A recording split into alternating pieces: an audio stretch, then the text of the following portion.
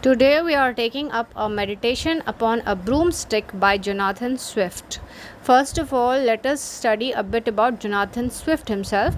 Jonathan Swift had a pseudonym, and that pseudonym was Isaac Bickerstaff. He was born on November 30th, 1667 in Dublin, Ireland, and he died on October 19, 1745 in Dublin itself. Anglo-Irish author he was the foremost prose satirist in the English language. He was a poet, satirist, essayist, political pamphleteer. He spent much of his early adult life in England before returning to Dublin to serve as Dean of St. Patrick's Cathedral, Dublin, for the last 30 years of his life. Besides the celebrated novel Gulliver's Travel, he wrote such shorter works as A Tale of a Tub and A Modest Proposal. Now, first, let us know the background to this particular essay, A Meditation Upon a Broomstick. A Meditation Upon a Broomstick, it's a satire and a parody written by Jonathan Swift in 1701. Edmund Curll, in an attempt to antagonize and siphon off money from Swift, published it in 1710 from a manuscript actually stolen from Swift, which forced Swift to publish a corrected and authorized version that he had to write from memory. The satire's origin lies in Swift's time at Moor Park, Surrey, when he acted as secretary to William Temple. While in the household, Swift would read passages from Robert Boyle's Occasional Reflections upon Several Subjects for the young Esther Johnson, referred to as Stella in the works of Swift. Now, Boyle's reflections took the form of meditations on everyday subjects like mirrors, fruit trees, fish, which were likened to religious themes. Man's relationship to God, man's relationship to his soul, etc. Boyle would consider a fire or house cleaning and see it in it a reflection of God's relationship to man or man to his soul. These reflections were very popular in the Temple household.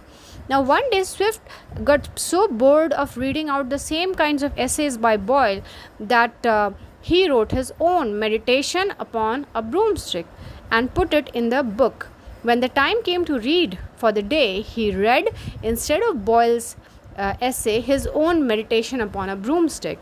His audience could not even catch him until the rather absurd, frantic finale, in which Boyle's kindly tone is replaced with a misanthropic note of despair and nihilism. The particular butt of Swift's sharp pen in this instance actually was no one else but Robert Boyle himself, and his book Occasional Reflections upon Several Subjects, in which various everyday subjects, as I mentioned, were likened to religious themes. Now, his audience could not catch him until, as I said, till the end was seen as a misanthropic one, and there was that note of despair and nihilism which made people realize that it was not Boyle's writing, but instead of Boyle it was Swift himself who had written that and put it in the book. Now, originally penned in 1701, the piece went for many years unpublished until Edmund Curll actually stole a copy and he published it, and then Swift was compelled to give his own version of it, and that too written from memory. And the earliest published authorized version, as I said earlier, is available in 1711. Now, the purpose behind writing A Meditation Upon a Broomstick is just in 2 paragraphs. It's a literary parody actually. He is mocking the writing style of Robert Boyle, whom he considered to be a very silly writer. The specific book that Swift is parodying is entitled Occasional Reflections Upon Several Subjects. And you see that in the same light he has mentioned his topic as A Meditation Upon a Broomstick, which seems just as silly as any of the writings by Boyle. Swift's attempt to poke fun at Boyle's language is apparent in his woeful, lamenting tone, in such lines as, "When I beheld this, I sighed and said within myself, surely mortal man is a broomstick." Swift also presents this piece as a piece of humor, which actually cannot but compel you to smile as you read through this. Now, let's look at the chief points of this essay. Now, a meditation upon a broomstick begins with the narrator's lament that he used to know this single stick when it was a part of a beautiful tree, full of sap, leaves, and branches. Now, if you look at the title, a meditation means deeply thinking about something. So, he pretends to be deeply thinking about what? A broomstick. And what he sees in the broomstick is a reflection of a tree. That once upon a time, the broomstick was a good tree, a tree which was full of sap and leaves and branches, and now it is in a ruined state. Man is trying to compete with nature by tying the branches to its sapless trunk.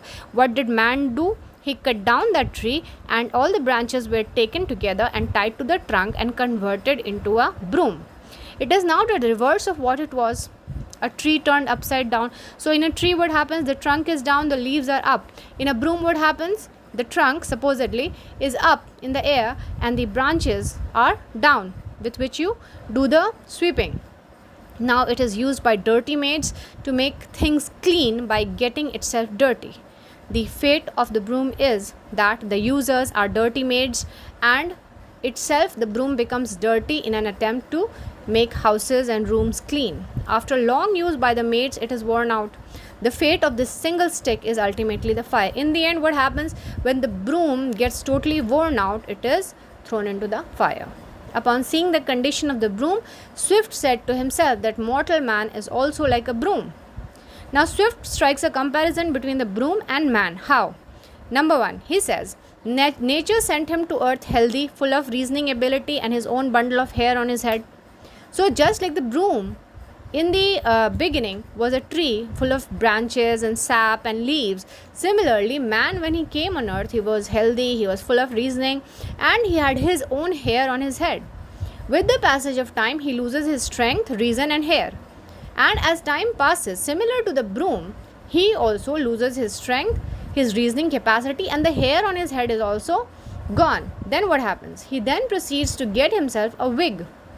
Wig is false hair, which is covered with powder, and they used to cover the hair with powder in those days, and that powder never grew on his head, obviously. And he says that powder with which they cover the wig never grew on his hair, meaning it's not something which is natural, it is something unnatural or imposed. It is an artificial thing man begins using. If at this juncture the broom would enter the scene covered in dust from a lady's chamber, would it be something to be proud of? Now, if you see, just like man covered with wearing a wig, covered with powder placed on the wig. Now, other side, the broom all covered in dust coming out of a lady's chamber. Now, would that be something which may make you feel proud of? Would the broom be proud of being covered with dust? And if not, how is man proud of being covered in powder? We are partial judges of our good qualities and the faults of others. Now, as people, as human beings, we are not able to see the good qualities which we have, or rather, our good qualities are taken to be greater than what they actually are, and the faults of others. The faults of others also seem to be greater to us than they actually are. So we are partial judges. We are not good judges, neither of our own good qualities nor of the faults of others. If we reason that a broom is a tree on its head, then man may also be called a topsy-turvy creature. So he says, if you can say that a broom is nothing but a tree standing on its head, you can say man is also the same thing. His topsy-turvy, meaning the head on the ground and the legs in the air. His animal instincts constantly overriding his reasoning capacity. His head is present where his heels should be on the earth. According to Swift, why can you say that man is topsy-turvy? Because his animal instincts are allowed to rule over his reasoning capacity. His ability to think is constantly marred by the animal inside him. And that is why we can say that the head of man is actually present where his heels should be. Heel is the foot, the ankle part of the foot. So he says actually where the heel should be, man's head is there. Meaning man is also like the broom upside down, in an upside down position. Man lives according to the whims of maids. He says constantly throughout the life, men are dominated by women, just like brooms are. Brooms are also used by women, and man also is dominated by women. Man reveals, abuses, sweeps up dirt, and participates in the very pollution he pretends to want to eradicate. So he says people want to show that they are trying to eradicate all the pollution, all the filth around them. But actually, what he is doing, he is being a part of the whole process. He is being a part of the pollution, he is being a part of the dirt, just like the broom becomes a part of the dirt which it tries to clean.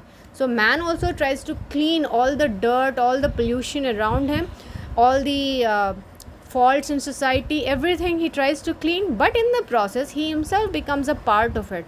His last days are spent in being slave to women, mostly the least deserving women. So he says, just like the broom, throughout the life it's used by women, towards the end also it's used by women. Men also, the whole of the life goes in being used by women.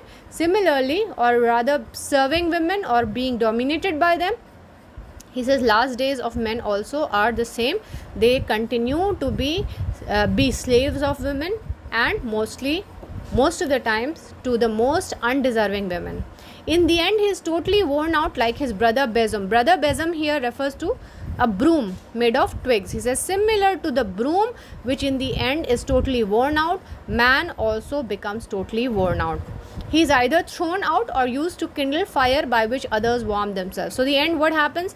Either the man himself is thrown out, just like the broom is considered to be useless, and the use of the broom is what? To kindle the fire. Similarly, man also becomes what? He becomes fit to be criticized by others, much to the pleasure and amusement of other people, similar to what the fate of the broom is. Now, if you have any questions based on this particular essay, you may put it in the segment below and I shall try my best to answer them. Thank you.